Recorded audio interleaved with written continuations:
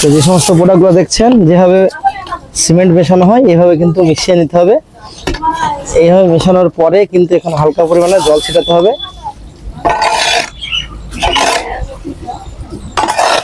আসসালামু আলাইকুম সুপ্রিয় দর্শক মণ্ডলী, কেমন আছেন আপনারা? দেশ ও দেশের বাইরে যে যেখান থেকে আজকের এই প্রতিবেদনটি দেখছেন সকলকে জানাই আশার আলো গার্ডেনিং চ্যানেলের পক্ষ থেকে স্বাগত।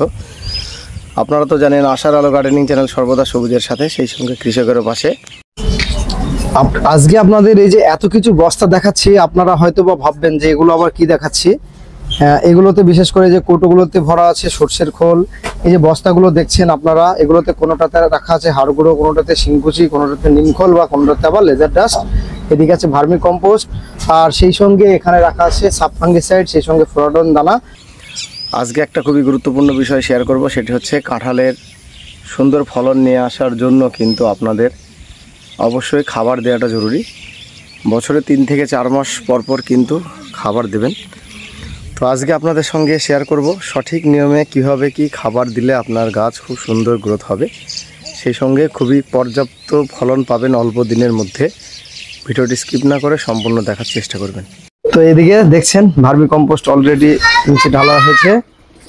তারপরে এখানে আছে ফ্লোরাডন, সাব ফাঙ্গিসাইড, এটা হচ্ছে সিঙ্গেল সুপার ফসফেট, নিমখোল, এখানে আছে হাড় গুঁড়ো, লেদার ডাস্ট, আর এখানে আছে আপনার শিংকুচি। তো এখানে সর্বপ্রথম নিচে দেওয়া আছে আপনার ভার্মি কম্পোস্ট। আপাতত 60 কিলো মতো ভার্মি কম্পোস্ট দেওয়া হয়েছে। পরে নেক্সট টাইম আমি আবার এর সঙ্গে কিছুটা ভার্মি বাড়িয়ে দেব যেদিনকে জমিতে দেব। তো নিচে এই যে দেখছেন এটা হচ্ছে ভার্মি কম্পোস্ট, তার সঙ্গে এটা হাড় গুঁড়ো, এটা শিংকুচি, এটা সিঙ্গেল সুপার ফসফেট, ওদিকে আছে নিমখোল, এদিকে আছে সর্ষের খোল, আর এটা লেদার ডাস্ট। তো সমস্ত আইটেমগুলোর সঙ্গে আমি এখানে এই যে ফ্লোরাডনটা দেখছেন কার্বোগার্ড লেখা আছে, কার্বোগার্ড এটা কিন্তু এর সঙ্গে দিয়ে দেবো। তারপর এগুলোতে হালকা জল ছিটিয়ে দিয়ে এটা কিন্তু মিক্সচার করতে হবে। মিক্সচার করার পরে মোটামুটি এগুলোকে রাখতে হবে অন্তত 20 দিন। এগুলো কিন্তু অনেকটা হিট হবে। হিটটা দেখবেন আপনারা, যখন দেখবেন যে হিটটা বন্ধ হয়ে গেছে, বিশেষ করে গরম ভাবটা কেটে গেছে, তখনই কিন্তু এটা জমিতে দেওয়ার উপযুক্ত হবে। এখানে দেখছেন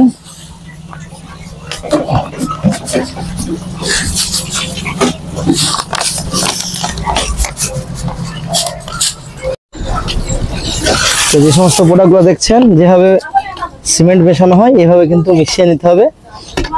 এইভাবে মেশানোর পরে কিন্তু এখন হালকা পরিমাণে জল ছিটাতে হবে।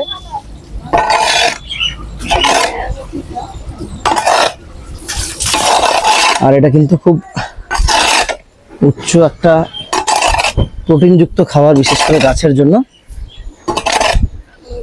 এইভাবে আপনারা দিতে পারেন বিশেষ করে কাঁঠাল গাছে, সেই সঙ্গে মালটা, মৌসুমী, কমলা, সমস্ত গাছেই দেওয়া যায়।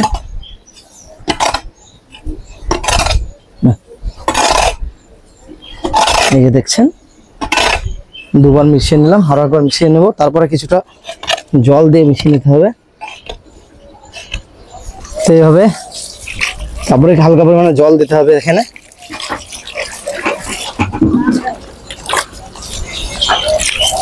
এর সঙ্গে আপনারা সাব ফাঙ্গিসাইডটা মেশাতেও পারেন। আমি যে ফ্লোরাডন দিলাম সেক্ষেত্রে ফাঙ্গিসাইডটা না মেশালেও কোনো টেনশন নেই, দিতে পারেন, তাতে কোনো সমস্যা, কোনো কারণ নেই। আর এই খাবারটা যখন রেডি হয়ে যাবে, গাছের মোটামুটি গোড়া থেকে নিয়ে 1.5-2 ফুট দূর দিয়ে কিন্তু এটা দেবেন। আর জলটা কিন্তু বেশি দেবেন না। এইভাবে জল দেওয়ার পরে কিন্তু আবারও কিন্তু মিলাপ করে নিতে হবে। তো আজকের এই যে সুন্দর গুরুত্বপূর্ণ একটা বিষয় আপনাদের সঙ্গে শেয়ার করলাম। আশা করি এই ভিডিওটি থেকে আপনারা সম্পূর্ণ ধারণা পাবেন, বিশেষ করে কিভাবে কি জৈব সার প্রস্তুত করবেন। অনেকের মনে অনেক প্রশ্ন থাকে, সমস্ত প্রশ্নের উত্তর কিন্তু আজকের এই ভিডিওতে পেয়ে যাচ্ছেন। তারপরে যদি কারো কোনো জানার দরকার থাকে অবশ্যই কমেন্ট করবেন, আমি কমেন্টে উত্তর দেব।